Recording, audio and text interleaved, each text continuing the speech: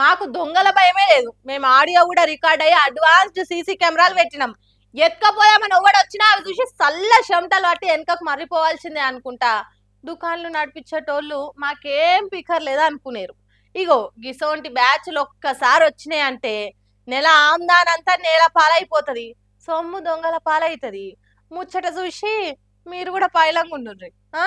ఎంత కాదన్నా దొంగలకు భయం ఉంటది. వాళ్ళని పట్టుకుంటే బొక్కల్లో సున్నం లేకుండా ఒక్క తిరగ కొడతారు, తంబానికి గట్టేసి తంతరు అన్న బొగులు ఉంటది అని మనం అనుకునుడే గాని వాళ్ళకి అవేం లేకుండా పోయింది. తాండూరు కాడ ఓ బంగారు సొమ్ముల దుకాణాలకు నిజంగా పైసలు పెట్టుకునే కస్టమర్ల లెక్కనే బుర్కాలు వేసుకొని సలాం అలైకుం అనుకుంటా చల్లగా ఎంట్రీ ఇచ్చిరి ఐదుగురు. ఇక ఓనరు షాపులు నాడమే కడమ కస్టమర్ల గిరాకీ చూస్తుంటే వీళ్ళు యువతల కూర్చొని వీళ్ళ పనులు వీళ్ళు ఉన్నారు. చిన్న కౌంటర్ ఎక్క చూసినా మళ్ళీ వెనకకి దిగి అట్లా ఒకటి రెండు సార్లు ట్రై చేసినాక అదును దొరికి అవతలున్న 10 తులాల బంగారు గొలుసును బ్యాగులో సర్దుకొని మళ్ళొస్తాం శుక్రియా అనుకుంటూ అవతల పడ్డారు. ఇక వీళ్ళు పోయినాక ఏంది కాలికి కొడుతుందిడా అని సీసీ ఫుటేజ్ చూస్తే వీళ్ళ భాగవతం మొత్తం బయటపడ్డది. ఇక పోలీసులు వచ్చి కేసు రాసి ఇలా దొరకబట్టే పనులు ఉన్నారు ఇప్పుడు. అయినా అంటే అన్నారంటారు గాని కౌంటర్ అద్దాల మీద పండుకొని అంత పొడుగు జాగి యోగాసనాలు వేసుకుంటా బాగా పనితనం చూయిస్తున్నా ఆడున్న ఓనర్ కు ఆమెకు కడమ కస్టమర్లకు కూడా కానరాలేదా?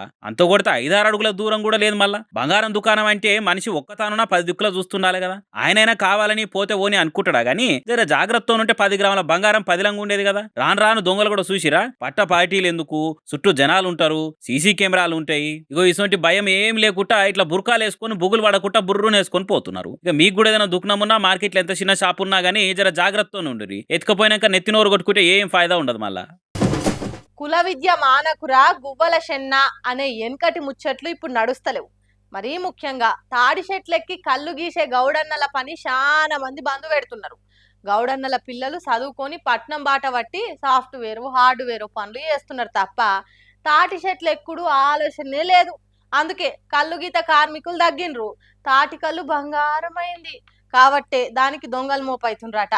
ఆ దొంగల బాధ తట్టుకోలేక ఓ గౌడన్న ఏం చేసిండో చూడుండ్రి. విలువైన పిరం వస్తువులు అమ్మే షాపుల్లా, వెండి బంగారం వజ్రాల వ్యాపారం చేసే దుకాన్లల్లా సీసీ కెమెరాలు పెట్టినట్టే అంత బందోబస్తు ఏర్పాటు చేసిండు కదా గౌడన్న. మరి కళ్ళు దొంగలు ఎంత తిప్పలు పెట్టిరో ఏమో వాళ్ళతో నేగలేక ఇక ఆగం కాదలుచుకోలేదు అన్నట్టు సీసీ కెమెరా పెట్టిండి ఈ తీరు.